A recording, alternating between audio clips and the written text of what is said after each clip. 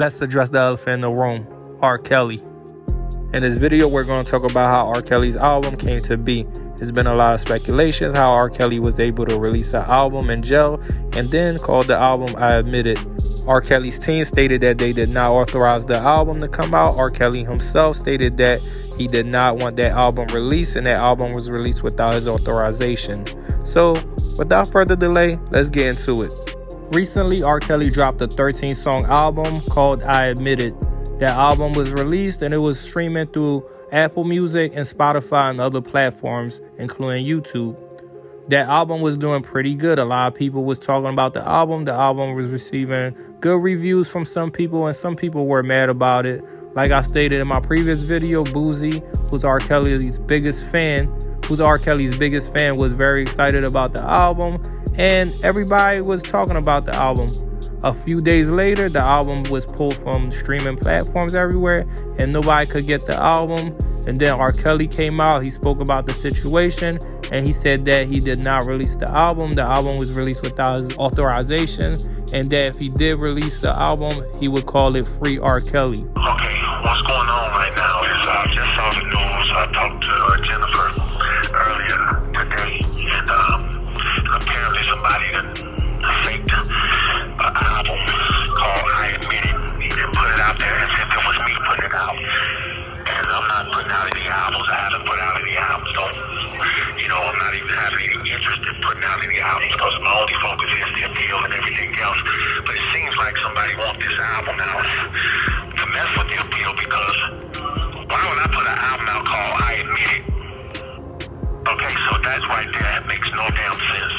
So I just want people to know, and Jennifer let people know, and whoever let them know that that's not my album. I won't even put an album out right now while I'm dealing with all of this stuff anyway. Okay, and I hope people recognize my voice and know that. Okay, so I wish they found out who did it and who's putting it out there, because they also, on top of that, they're probably making money off of it. And it's just messed up. And then it happens to come at the time I'm working on my appeal that an album comes out that's supposed to be for me called I Admit It. It's just really fucked up.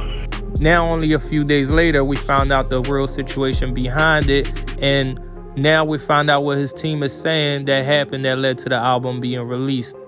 According to TMZ, R. Kelly's team called police claiming hundreds of his master recordings were stolen, and now his camp thinks that could be behind the unauthorized release of the new album, I Admit It. According to police report obtained by TMZ, swiped from an Illinois storage facility. Cops say a man named Keith Colbert called the report a theft, telling officers he oversees the R. Kelly property being stored in the warehouse. Colbert told police several hundred of R. Kelly's recordings were missing, and he valued them in the millions of dollars. It's interesting though, cops say Colbert told them 2 roadies removed the masters from the warehouse 9 months prior and took them to California. Police say Colbert also told them that he had advised one of the roadies to bring back the recordings, but was told he needed to pay $160,000 for their return.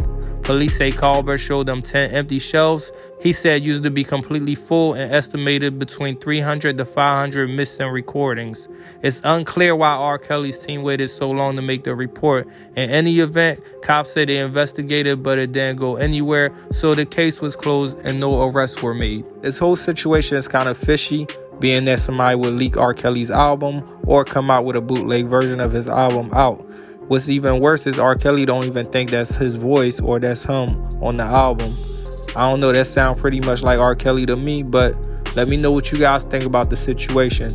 Do you guys think that this guy Keith Colbert is lying about the situation?